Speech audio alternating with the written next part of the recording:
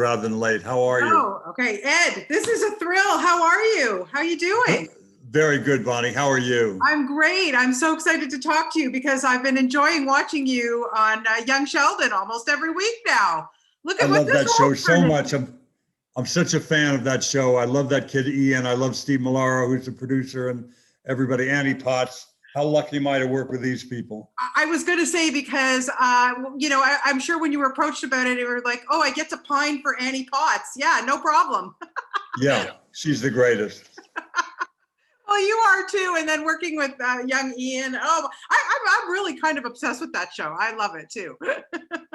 And it's about something. It's always so heartwarming too. It's funny and it's clever, but it's about something important, Yeah. and it's kind of a love letter to the people of Texas, which I love at this point in our nation's history, that you can show some love for people all around the country. And it's just great. I just very fond of the show, even if I wasn't in it for a minute. Well, you're in it for more than a minute, and it's fun to watch you as this professor. So thank you for that. I love it. I love everything that you do. And it's, in this film, Reboot Camp, I got to say, I don't know about you, Ed, but it's something about cults. Like whenever there's a documentary or something made on Netflix or whatever, I'm always kind of drawn to them because I find it fascinating. Like, why would somebody join a cult? What is it? What do you think it is about cults that drive people to them? People want to think the best of others. They want to think, they want to be positive and what have you. So when they see somebody, promoting something like this, they just want to believe. It's in our human nature often. Some of us are very skeptical and would never for a second sign on to something like that. And I understand that there's some healthy skepticism, but there's a balance between the two. Opening your heart to things that might be helpful to you is, one important gift, I think, but also being skeptical of things that might be destructive to your life, that could cause you hardship. I think it's a healthy balance of two, and weighing things out and having some good resources, knowing to go to Snopes.com, for instance, about something you read on the internet and you're not sure if it's for somebody that you trust. I happen to trust Snopes, but somebody like that you trust, somebody who has a track record, they're not new to the game. Oh, I saw it on the internet. What does that mean? Right. Get somebody that you trust from whatever, caring about air quality issues, what have you. And I always go not necessarily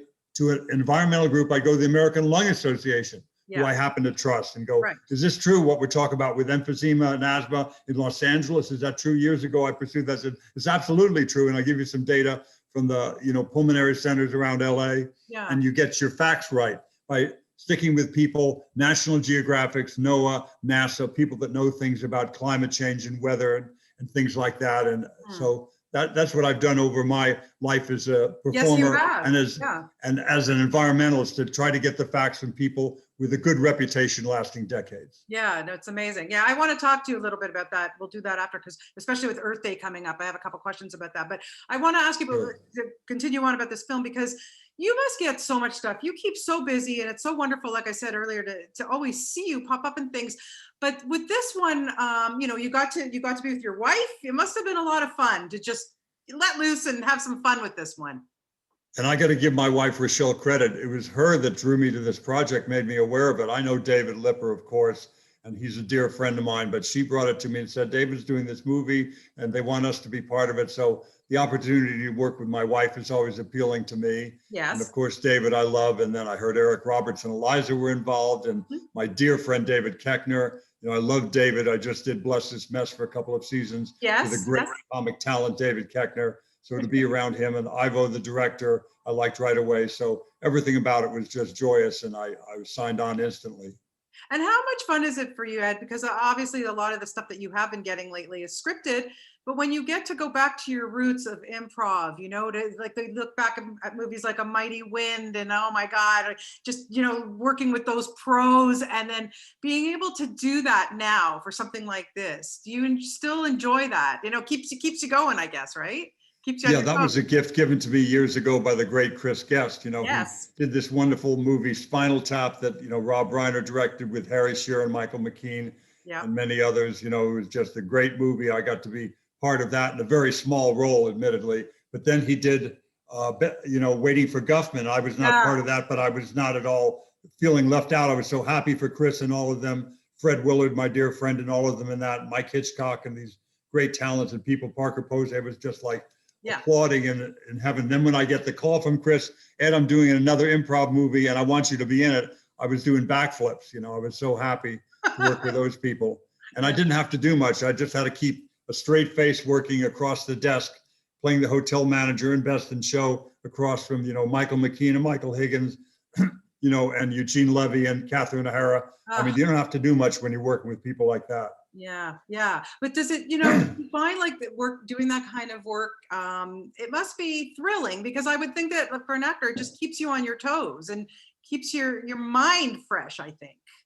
Very much so. The things that Michael McKean and Michael Higgins came up with, spur of the moment, clearly, because they asked a question, I gave an answer that they were not at all prepared for. They just went down an alleyway I could not have predicted, and I had trouble doing my, you know, come on, be a tough guy, Easter Island kind of, you know, Statue of Lincoln kind of stoic approach, because they're doing just brilliant stuff on the other side of the camera, Yeah. and it's a challenge to keep a straight face, but I somehow was able to. And then working on something like this, Reboot Camp, you get to work with a whole bunch of different new people, and you know what's that like for you to just keep meeting new people, working with new people as you're going along with your career? It was such a treat. You know, David Lipper is so funny and so quick. He's so agile. He's a great improv actor. And David Keckner is one Yeah, of the best you'll ever meet. He's just a sheer genius, in my opinion. I did a couple of years on Bless This Mess with him. yeah, And, you know, Eric Roberts and, you know, and Eliza were in it and lots of other people. And Ivo, the director, was fantastic and, yeah, you know, very accommodating with whatever, you know, character choice you wanted to make and where you wanted to head with the scene. yeah. It was a treat. I just loved every minute of it. And you shot, and the location was one of Frank Sinatra's old homes. I just find that so cool. Yeah, I didn't know that till I got there. Somebody told me that, and it kind of made sense. I knew he had his home in Beverly Hills, but I didn't know about this home in the valley. But Yeah, it had such a great view. It was such a beautiful home. Made sense that somebody like Frank would want a little, you know, hideaway in the valley, I guess, is what he had that home for. And yeah. it was just lovely. Yeah, I can't even imagine the history or what went on in that house, you know. But I Yeah. just found that really cool to know that watching this movie. You know, Ed, I want, like I said to you, you're in so many. Oh my God, the roles that you have given us over the years, like even just something, you know. Look, I go way back. Saint Elsewhere was clearly one of my all-time favorite shows of my life. That changed that to me. I was young when I started watching it, and I don't think any medical show today holds up to St. Elsewhere.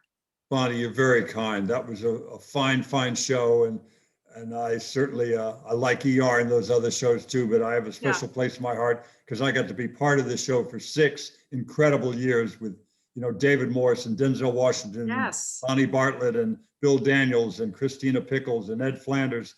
What a cast! What writers! Bruce Yeah. Paltrow, the producer, everything about it. Mark Yeah. Tinker, one of the best directors I've ever worked with. Mark. You know, Tom Fontana, great writers, you know, John Masius, incredible writers and directors. And it was just a gift for 6 wonderful years. Yeah. Yeah. It was such a good show. Oh God. Would you want to see something like that revived? I don't know. I always say leave good things alone, but there's so much of that going on right now, you know?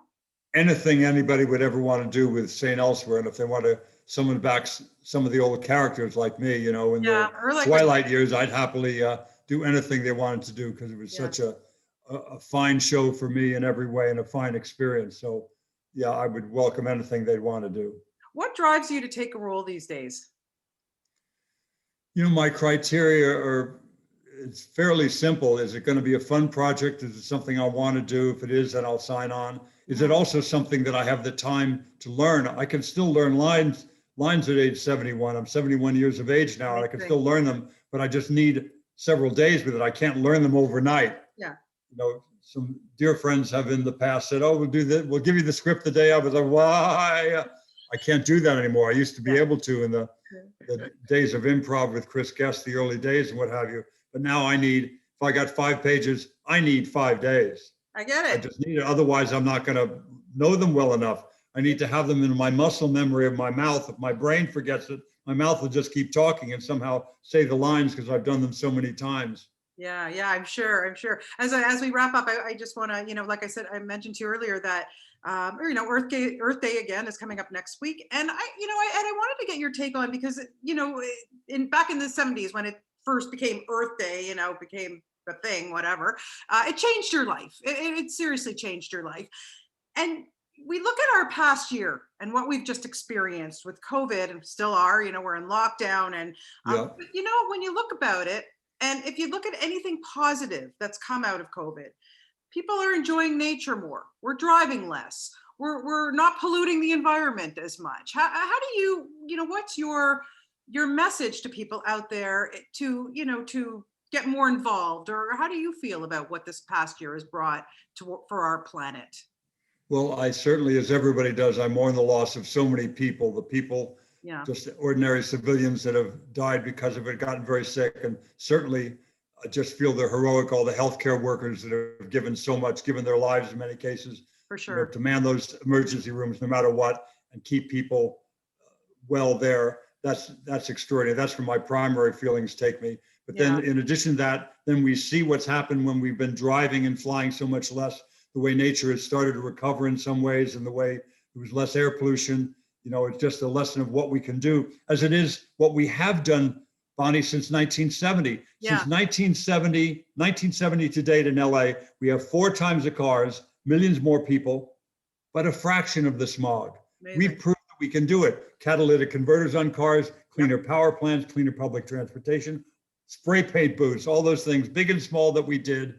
It all worked and the air got cleaner in LA. We still need to clean it up around the ports of Long Beach and San Pedro, where people are still breathing dirty air, and shipping centers and fulfillment centers and what have you. Lots of diesel there. We need to help all those communities, but we've proven how far we can come. Yeah. And we've proven if we pollute less, look how quickly the skies recovered and the waters recovered. Exactly. We can do this. Yeah. Well, listen, Ed, thank you so much for your time today. It's a pleasure for me to have the opportunity to talk to you, and please just keep giving us the great stuff that you're giving us. It's so much fun to always watch you. Thank you so much for your time today. Thank you, Bonnie. You All too. right. Take care. Have a good weekend. Bye-bye. Bye.